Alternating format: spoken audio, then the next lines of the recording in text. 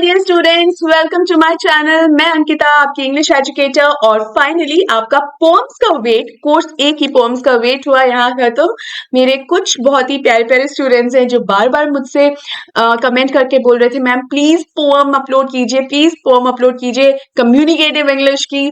तो ये लो, यहाँ पर मैं आपके लिए पोम्स लेकर आ गई हूँ। अब धड़ाधड़ एक के बाद एक पोम्स के वीडियोस आएंगे, तो आप देखते रहिएगा लगातार, ठीक है। तो चलो जल्दी से हम ये वीडियो भी स्टार्ट करते हैं। मतलब वीडियो तो स्टार्ट हो ही चुका है, लेकिन हम इस पोम को स्टार्ट करते हैं। लेकिन उसके पहले इस वीडियो को लाइक कर दीजिए, ज्यादा से ज्यादा शेयर कर दीजिए ताकि मैक्सिमम स्टूडेंट्स तक ये पहुंच जाए। और अभी तक अगर मेरे चैनल को सब्सक्राइब नहीं किया है तो इसे भी सब्सक्राइब कर लीजिए। ऑलराइट स्टूडेंट्स, तो स्टार्ट करते हैं हम हमारी सेकेंड पोम, जिसका टाइटल है not marbles not the gilded monuments, sonnet 55। So let's start.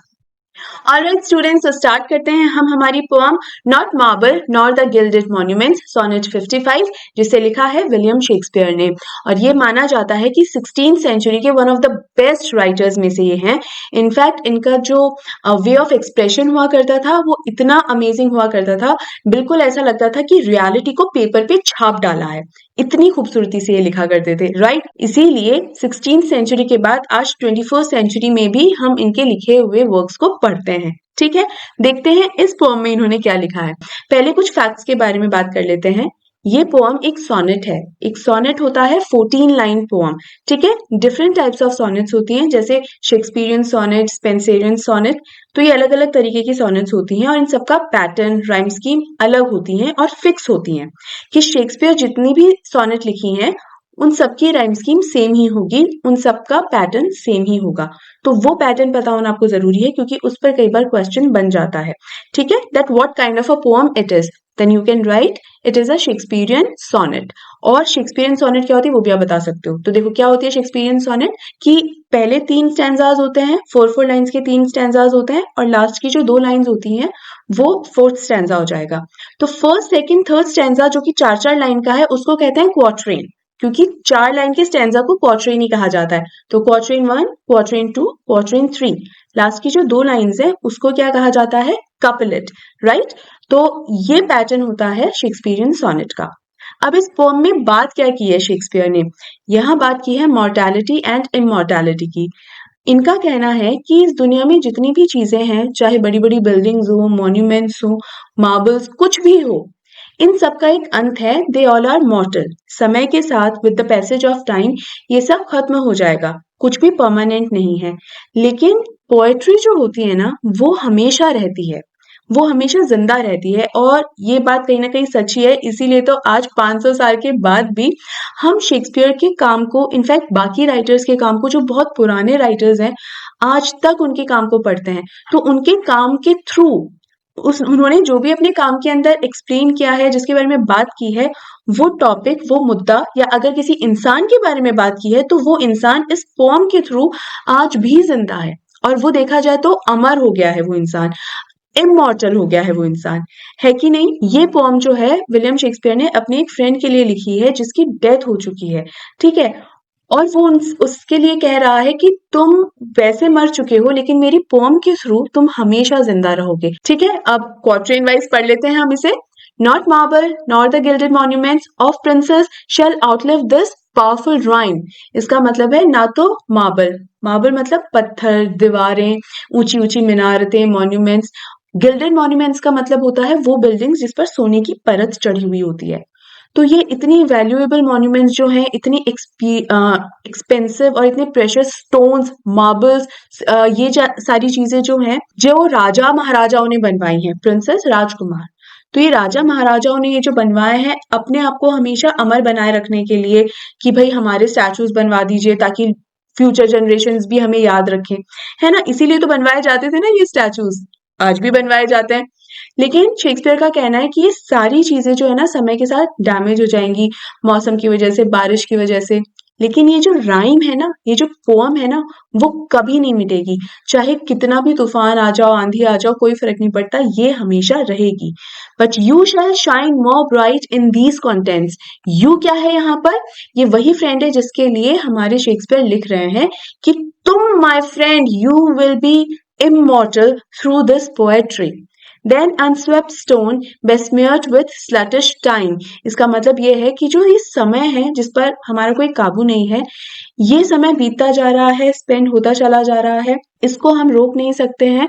लेकिन चाहे कितना भी समय बीत जाए, ये बाकी सारी चीजें जो है ना, ये सब खराब हो जाएंगी, लेकिन तुम my friend you will always shine through this poem.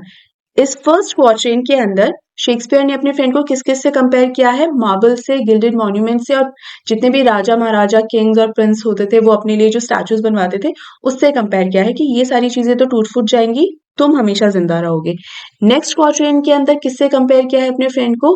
कि ये जो वेस्टफुल वॉर होती है ना, ये जो लोग वॉर करते हैं अपने आप का, ये जो एक पावर स्टैब्लिश करने के लिए, that I am more powerful than you, तो ये पावर स्टैब्लिश करने के लिए ये जो वॉर करते हैं, वो स्टैचूज को डैमेज कर देते हैं, राइट? देखो, when wasteful war shall statues overturn and broils root out the work of masonry. मतलब इतने शानदार स्टैचूज जो मैंने अभी बताए, इतने शानदार स्टैचूज बनवाते हैं, वॉर्स की वजह से वो सारे स्टैचूज, वो सारे मॉन्यूमेंट्स सब डैमेज हो जाएंगे, है ना? क्योंकि जब बम का गोला गिरता है तो एड्रेस देकर तो गिरता नहीं, क्या अरे नहीं यहाँ पर एक स्टैचू है, मैं थोड़ा बगल में गिरूंगा ताकि इसको नुकसान ना हो, ऐसा नहीं होता ना। Nor mars his sword, nor war's quick fire shall burn the living record of your memory। मतलब ये नौ मार्स, मार्स क्या है? गॉड ऑफ वॉर्स, ठीक है? उनके लिए कहा है कि भाई जो ये भगवान गॉड है, गॉड ऑफ वॉर्स, युद्ध का देवता, ये युद्ध का देवता की जो तलवार है वो कितनी स्ट्रांग होगी, कितनी पावरफुल होगी, लेकिन उसकी तलवार भी जो है वो तुम्हारी जो मेमोरीज मैं क्रिएट कर रहा हूं इस पोम के थ्रू, उन मेमोरीज को नहीं मार सकेगा। You will always be alive because now you are immortal through my poem. मेरे पोम के थ्रू तुम हमेशा हमेशा जिंदा रहोगे, हमेशा अमर रहोगे। Against death and all oblivious enmity shall you pace forth. Your praise shall still find room, even in the eyes of all posterity that wear this world out to the ending doom। सबसे पहले ending Doom का मतलब बता देती हूँ। इसका मतलब है डूम्सडे। डूम्सडे क्या होता है? जो फाइनल डे जो होता है, ये माना जाता है कि एक दिन इस पूरी दुनिया का अंत हो जाएगा और उसके बाद डूम्सडे आएगा, और वो एक दिन में जितने भी इंसान हैं उन सबका हिसाब किताब होगा भगवान के सामने कि किसने कितने पाप किए, कितने पुण्य करे हैं, ठीक है? तो इस दिन सबका हिसाब किताब होगा, उसे डूम्सडे कहा जाता है और इसे जजमेंट डे भी कहा जाता है। इस दिन को कहकर हमारे शेक्सपियर बोल रहे हैं अपने फ्रेंड के लिए कि तुम ऐसा तो मर चुके हो, यू आर डेड, है ना, जिंदा नहीं हो। तुम जो अमर हुए हो वो किसके थ्रू हुए हो? मेरी इस पोएट्री के थ्रू। तुम्हारी जो ब्रेवरी है, क्योंकि ये माना जाता है कि ये जो फ्रेंड है ना, ये एक सोल्जर था और जिसने अपने देश के लिए सेक्रीफाइस कर दिया था, इसीलिए ये पोम भी जो है वो इन्हें डेडिकेट की गई थी। तो क्या कह रहे हैं कि जब ये डूम्सडे आएगा ना, तो सब लोग अपनी अपनी ग्रेव से निकलेंगे, क्योंकि सब लोग मर चुके होंगे, दुनिया तो खत्म हो चुकी होगी, अब तो हिसाब किताब होने का टाइम है ना। तो जब ये सब लोग अपनी अपनी ग्रेव्स में से निकलेंगे, अपनी अपनी कब्र में से निकलेंगे, वो सब लोग तुम्हारी तारीफ कर रहे होंगे, they all must be praising you, क्योंकि ये सभी लोगों ने तुम्हारी पोम कभी ना कभी तो पढ़ी है। तुम्हारी पोम मतलब मेरी पोम जिसमें तुम्हारे बारे में बात की गई है, वो पढ़ी है और तुम्हारे बारे में सबको पता होगा। तो ऐसा मत समझना कि जिस दिन तुम्हारी डेथ हो गई उसके बाद से लोग तुम्हारे बारे में भूल गए, तुम्हारे बारे में पता भी नहीं है। अरे पता है, क्योंकि मेरी पोम के थ्रू तुम्हारे बारे में सबको सब पता चला, और इसीलिए उस पोम के थ्रू, राइम के थ्रू तुम इन सब के लिए जिंदा रहे, और इसीलिए तुम्हारी ब्रेवरी के लिए तुम्हें आज भी सब प्रेज कर रहे हैं, अप्रिशिएट कर रहे हैं। So till the judgement that yourself arise you live in this and dwell in lovers eyes. इसका मतलब है कि जजमेंट डे तक, दैट योरसेल्फ अराइज, जब तक तुम अराइज नहीं होते, मतलब जब तक तुम उस ग्रेव से बाहर नहीं आते, मतलब जब तक जजमेंट डे या डूम्सडे नहीं आएगा तब तक तो तुम ग्रेव में ही हो ना। उस मोमेंट तक जब तक तुम बाहर नहीं आते तब तक तुम मेरी पोएम्स में जिंदा रहोगे, तुम मेरी राइम्स में जिंदा रहोगे, और उन्हीं पोएम्स के थ्रू, राइम्स के थ्रू तुम अपने बिलवड की नजरों में भी जिंदा रहोगे।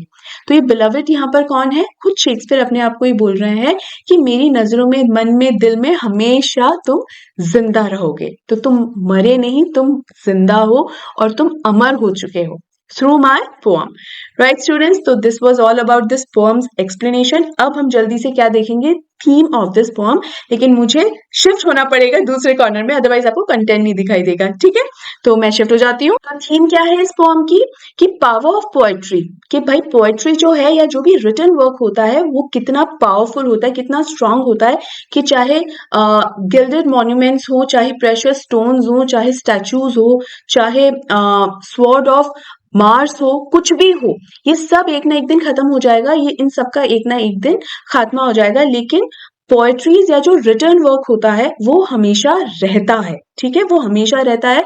इनफैक्ट आप पेपर को फाड़ भी दोगे ना, जिसने उसे पढ़ा हुआ है पेपर को, उसकी यादों में तो रहेगा, तो आप उसको कभी भी मार नहीं सकते, मौत नहीं हो सकती उसकी जो लिखा हुआ है। ठीक है, what is the message of this poem? The message is कि फिजिकल मॉन्यूमेंट्स जो होते हैं ना, मतलब ये है कि जो भी मटेरियलिस्टिक चीजें होती है ना, या हम जैसे फिजिकल ब्यूटी पर जितना अट्रैक्ट होते हैं, इन सब का एंड होता है, लेकिन जो हमारी मेमोरीज होती हैं या ये जो रिटर्न वर्ड होता है जो हमारे मन पे, दिमाग पे छा जाता है और छप जाता है दिमाग पर, मन पर, वो कभी उसका कोई अंत नहीं होता और उसका कोई डैमेज भी नहीं होता।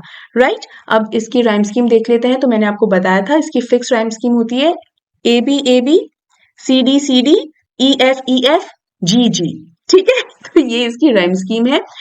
पोएटिक डिवाइसेस क्या होती हैं? बेसिकली कोई भी इंसान जब अपनी बात को इम्पैक्टफुली कहना चाहता है, अपनी एक सिंपल सी बात को भी और बहुत एक बढ़िया अंदाज में इम्पैक्टफुली कहना चाहता है और उसका एक डीपर मीनिंग देना चाहता है, तो वो पोएटिक डिवाइसेस का ही इस्तेमाल करता है और एक ना एक वैल्यू ऐड करता है, एक क्वालिटी ऐड करती हैं पोएटिक डिवाइसेस पोएट्री में। ठीक है, कौन कौन सी पोएटिक डिवाइस है? ये कुछ पोएटिक डिवाइसेस हैं जो इसमें इस्तेमाल हुई हैं, इसको हम देख लेते हैं। एल्यूजन क्या होता है, इसको एग्जाम्पल से समझते हैं कि अगर मैं कहूँ कि किसी इंसान की हाइट बहुत कोई इंसान बहुत टॉल है, तो एक तो मैं ये भी कह सकती हूँ ना कि अरे यार उसकी हाइट बहुत ज्यादा है, और वही मैं ये कहूँ अरे भाई उसकी तो हाइट जो है ना वो एकदम कुतुब मीनार जैसी है भाई, बस रहने ही दो। तो ये जो कुतुब मीनार से कंपेयर किया गया है, तो इसी तरीके से किसी ना किसी चीज से ऐसे जब हम कंपेयर करके उस क्वालिटी को एक्सप्लेन कर रहे होते हैं ना, so that is what allusion. यहाँ पर एकिलीज हील है, तो एकिलीज ट्रोजन वॉर का सबसे स्ट्रॉन्गेस्ट वॉरियर था और उसकी जो हील थी सबसे वीक थी, वहीं पर तीर लग जाने की वजह से वो मर गया था। तो Achilles is a famous figure, है ना। तो chocolate cake is my Achilles heel, मतलब कि चॉकलेट केक मेरी कमजोरी है। तो इस तरीके से हम किसी क्वालिटी से, जिस वजह से कोई चीज फेमस है, जिस रीजन से कोई चीज फेमस है, वो रीजन का जो क्वालिटी होता है ना, उस क्वालिटी से जब कंपेयर कर रहे होते हैं, दैट इज एल्यूजन। जैसे इस पोएट्री में क्या है, रेफरेंस टू मार्स। तो मार्स की क्या क्वालिटी है? गॉड ऑफ वॉर्स है भाई, वो तो कितना स्ट्रांग होगा, कितना पावरफुल होगा। और जजमेंट मतलब वो फाइनल डे, तो उससे कंपेयर किया जा रहा है कि उस दिन भी तुम जिंदा रहोगे, ये सब खत्म हो जाएगा बट तुम हमेशा अमर रहोगे। ठीक है, देन ऑलिट्रेशन क्या होता है? एक सेंटेंस ले, अगर उस सेंटेंस में जितने भी वर्ड्स हैं, हर वर्ड का पहला लेटर देखें और उसका साउंड सुने।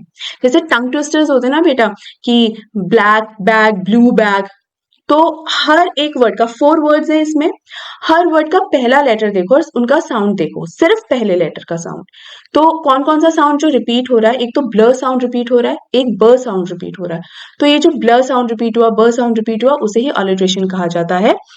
इस पोएट्री में क्या है? व्हेन वेस्टफुल वॉर्स, तो जो व साउंड है वो बार बार रिपीट हो रहा है, देखो।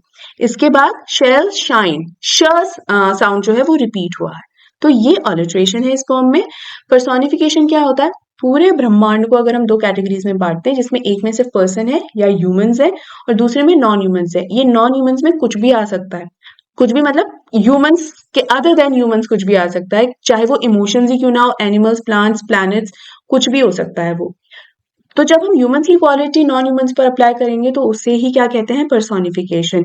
सो time has been called a slut and thus personified, मतलब जो फीमेल्स होती हैं जिन्हें सोसाइटी जो है वो सही नहीं समझती है, उन्हें ही स्लट कहा जाता है। तो ये एक ह्यूमन ट्रेट हो गया और ये ह्यूमन ट्रेट समय पर लगाया गया है, टाइम के ऊपर अप्लाई किया गया है। तो time is not a human ना, तो ये पर्सोनिफिकेशन है। Then repetition, one of the easiest poetic devices. कोई वर्ड या कोई भी फ्रेज या पूरा का पूरा स्टेंजा ही मान लो, एज इट इज जब रिपीट हो जाता है, दोहरा दिया जाता है एज इट इज, तो वो क्या होता है? Repetition. Shall, nor, as it is repeat हुए हैं। एपिथेट, मान लीजिए एक लड़का है जिसका नाम है अंशुल, उसकी फैमिली उसको अंशु कहती है, फ्रेंड्स उसको अंश कहते हैं। ठीक है, तो एक ही इंसान है, उसकी 3 आइडेंटिटीज हो गई, 3 नाम हो गए, है तो अंशुल ही ना, है तो एक ही इंसान। तो उसे ही एपिथेट कहा जाता है। यहाँ पर epithet in this poetry is sluttish describes what time, कि स्लटिश किसके लिए कहा गया है, टाइम के लिए। बेस्मियर्ड शब्द किसके लिए इस्तेमाल किया गया है, स्टैचूज के लिए। वेस्टफुल डिस्क्राइब्स व्हाट, वॉर्स, कि वॉर्स से ज्यादा वेस्टफुल चीज क्या हो सकती है, जो सब कुछ डैमेज कर देता है। वॉर्स क्या करती हैं, मतलब लोग सोचते हैं कि पावर के लिए लड़ी जाती है वॉर्स, और कि हमको सत्ता मिल जाएगी एंड पावर मिल जाएगा, बट उससे सिर्फ और सिर्फ डिस्ट्रक्शन होता है, नथिंग एल्स, राइट। तो जिस तरीके से अंशुल को बोलने के लिए अंश शब्द का इस्तेमाल कर रहे हैं, टाइम को बताने के लिए स्लटिश शब्द का इस्तेमाल कर रहे हैं, स्टैचूज को दिखाने के लिए बेस्मियर्ड का, वॉर्स को दिखाने के लिए वेस्टफुल शब्द का इस्तेमाल कर रहे हैं, ठीक है। देन इमेजरी, इमेजरी होती है कि जब भी आप कोई चीज इमेजिन कर रहे हैं तो उसको किस फॉर्म में इमेजिन कर रहे हैं, एक पिक्चर के तौर पे इमेजिन कर रहे हैं, कोई धुन को इमेजिन कर रहे हैं तो आप इमेजिन करेंगे कि यार सुनने में वो कैसी लगती होगी। मान लीजिए कोई फूड है, खाना खा रहे हैं आप, कोई एक्सप्लेन कर रहा है कि अरे यार वो चोकोलावा केक खाया था ना, बहुत डिलिशियस था, तो आप भी सोचने लग जाते हैं यार क्या बढ़िया टेस्ट होगा यार, वाह। तो आपके दिमाग में इमेजिनेशन आई। तो ऐसे 5 सेंसेस की इमेजिनेशन जब आती है, उस मतलब जरूरी नहीं 5 की 5 की आए, पांचों में से कोई सी भी आ सकती है, तो उसे इमेजरी कहा जाता है। तो कौन कौन सी होती है ये, ऑडिटरी सुनने वाली, विजुअल दिखने वाली, gustatory taste, olfactory smell, tactile touch. यार क्या थप्पड़ मारा यार मम्मी ने कल मेरी उस मिस्टेक पे, तो हम सुनने में समझने लग जाते हैं यार क्या पड़ी होगी ना, क्या दर्द हुआ होगा, क्या फील हुआ होगा गाल पे चाटा। तो दैट इज व्हाट टेक्टाइल। इस पोम के अंदर जो मॉन्यूमेंट्स का डिस्ट्रक्शन दिखाया गया है, स्लटिश टाइम, ये सब विजुअल इमेजरी की, पता नहीं वो डिस्ट्रक्शन कैसा दिखता होगा। सो इसको किस तरीके से दिखाया गया है, so this is visual imagery present in this pome.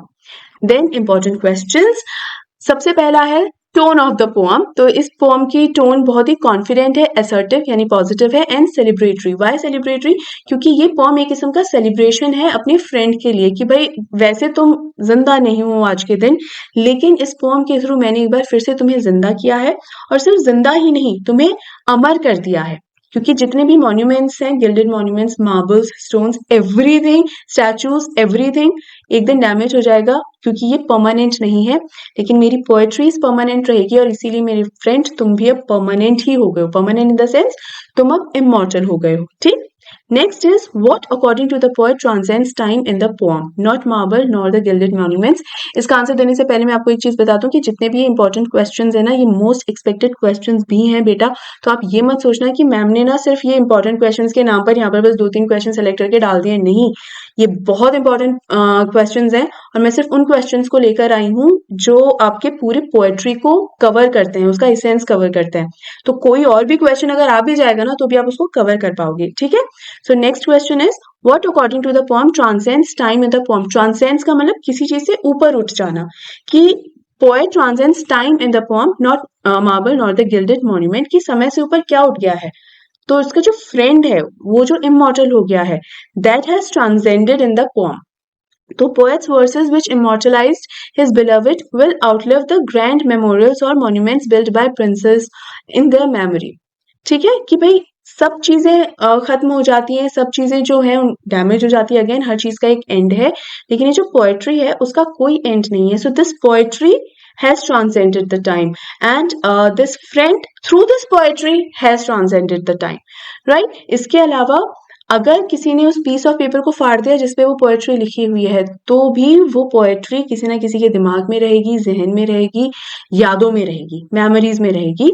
इसलिए this person will always remain to be immortal, ठीक है।